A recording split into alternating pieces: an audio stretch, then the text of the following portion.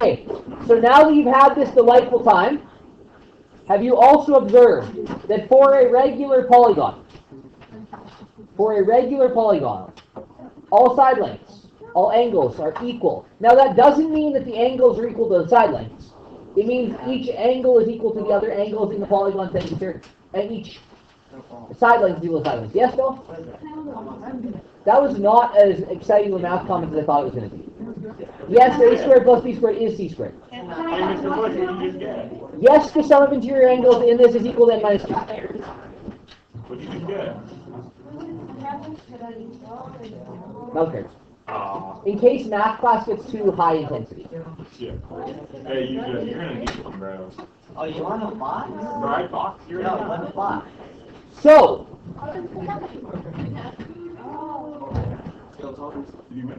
there are two ways, first of all, of thinking through this sum of angles. One is that sum of angles in a polygon with n sides is equal to n times 180 minus 360. I don't want to see your phone out, even if it's not being used, okay? Put it in your bag, please, Mala. Thanks.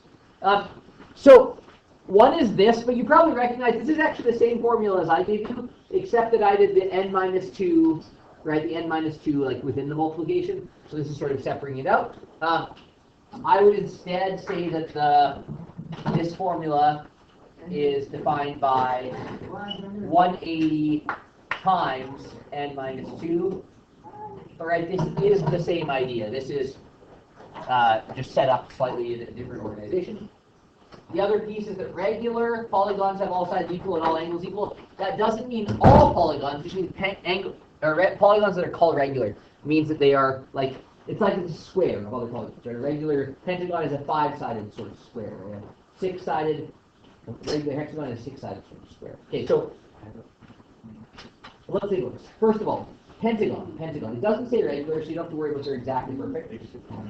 Pentagon. This is not likely to be talking about the Pentagon, which is where the military of the United States works, but it is the same shape. And now, what's the sum of angles in this? Well, this is 180 times 5 minus 2, which is equal to 540 degrees.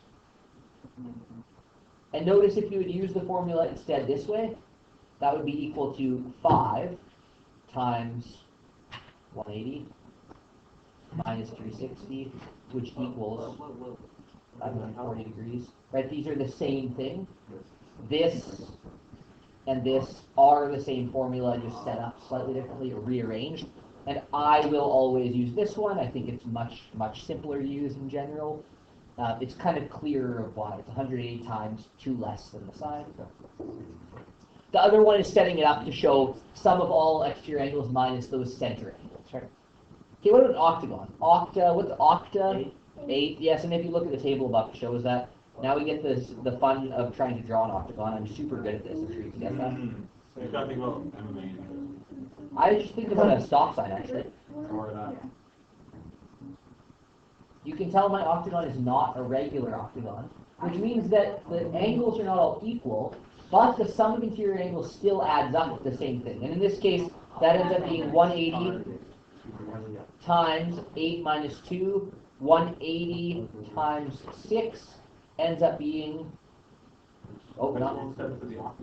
ends up being 1,080, or 1080 snowboarding, going back to N64. No? Yeah.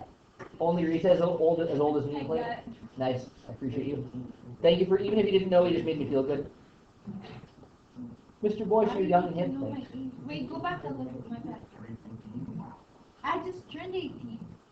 I thought you were 25. Okay, you're one. Like, what? Me too. You know what's a little scary is the students I was teaching when I started teaching are like 25, 26, 27. How do you feel It means now? that I'm not 25 or 26 or 27. You're Plus or minus, you're absolutely right. I know. Let's go back to the certainty, precision, and uncertainty. What's the error range there? 5 years. No, it's a lot less than that. She knows what she's talking about. Year? Good error range. A month. Plus or minus. Actually, hey, let's think about this. If you guys knew that my birth year is 1991, you would know that Rita is either right or really close. Why would there? Why, if you only knew my birth year is 1991, why would you not know exactly my age? The month. Right. So you don't know when in the year I was born. So how would you determine if I told you what month I was born in? Would you then be able to decide? I told you to put that in your backpack, not your pocket. Thank you. When your birthday is? Yeah. Right. So how would you make that call? Yeah.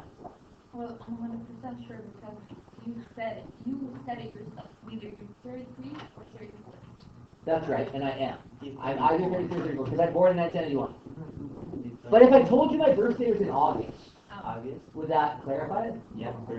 Okay, if I told you my birthday was in April, would that clarify it? Yeah. No. Oh, 30th. nice, good. So, like, for example, my wife's birthday is April 12th.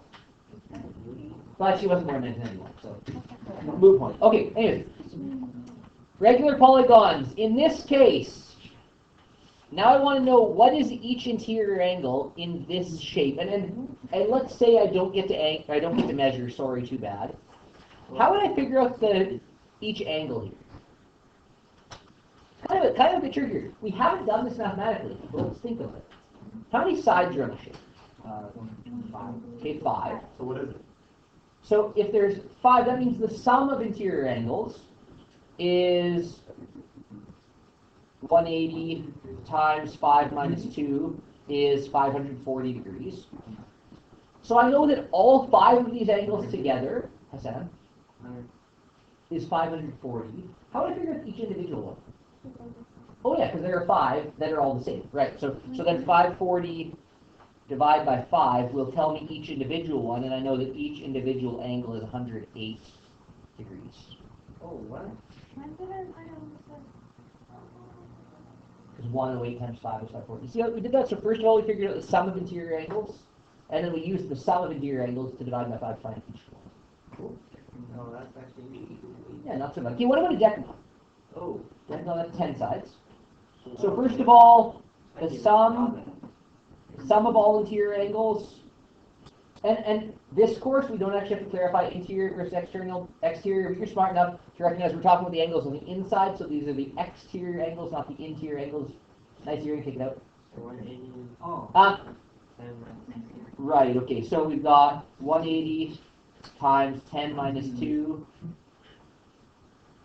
which is 1440. Okay.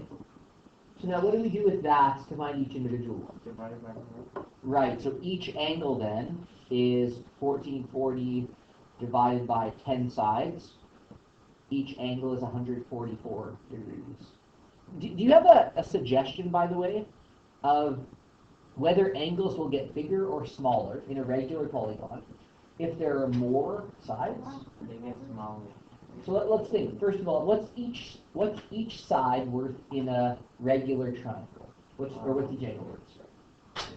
You have an equilateral triangle. Yeah, they're all 6. Okay, what about in a square? 90. Okay, what about in a pentagon? Okay. We just did it. Just did it. 108. And if we get up to like a decagon, 144. So let's say now that we have a 122-sided regular polygon. Do you suspect they'll be larger or smaller than 144?